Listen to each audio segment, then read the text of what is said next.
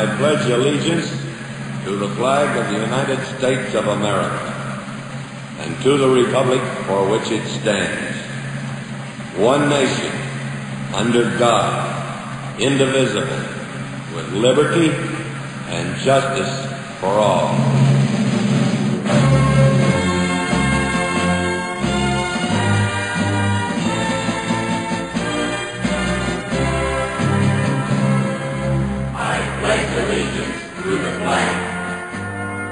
What do those words mean to you? To me, they say, thank you, America, for your strength, for your courage, and for our freedom, which has been a beacon to the world for 200 years. Of the United States of America, whose bright stars are 50 states, each bearing its own stamp of individuality.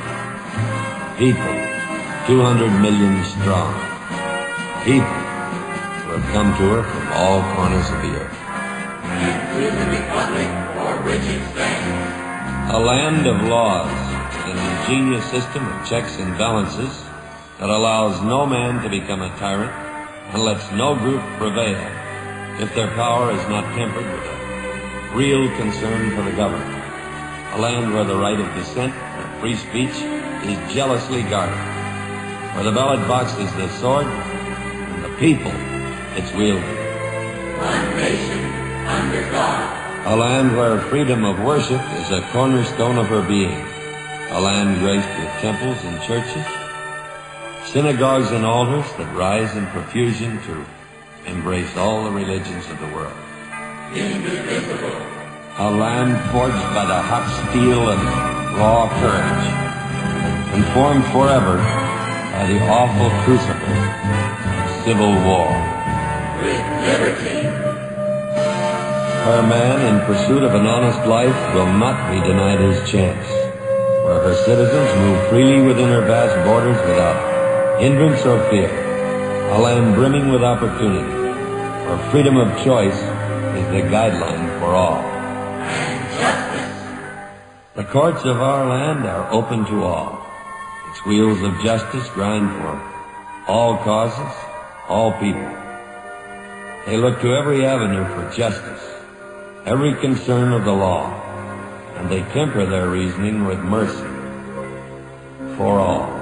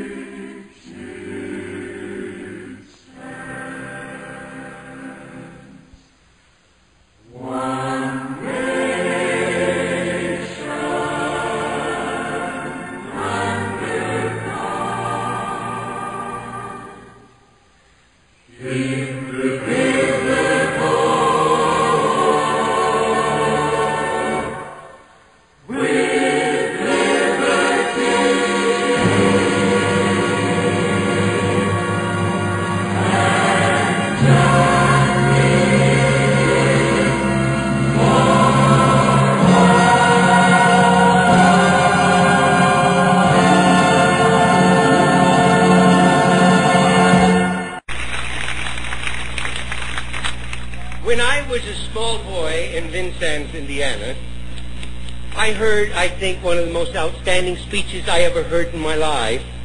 I think it compares with the Sermon on the Mount, Lincoln's Gettysburg Address, and Socrates' speech to the students. We had just finished reciting the Pledge of Allegiance, and he called us all together. And he says, boys and girls, I have been listening to you recite the Pledge of Allegiance all semester, and it seems that it has become monotonous to you. Or could it be you do not understand the meaning of each word. If I may, I would like to recite the pledge and give you a definition for each word.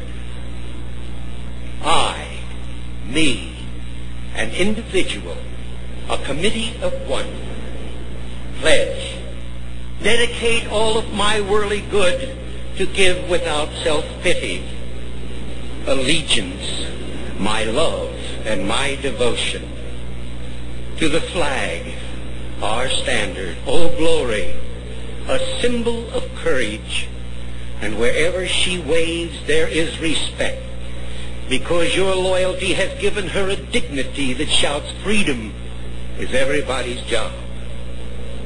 Of the united, that means we have all come together. States, individual communities that have united into 48 great states. 48 individual communities with pride and dignity and purpose, all divided by imaginary boundaries, yet united to a common cause, and that's love of country, of America.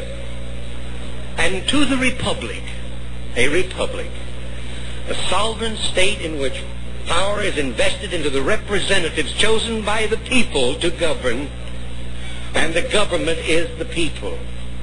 And it's from the people to the leaders, not from the leaders to the people, for which it stands.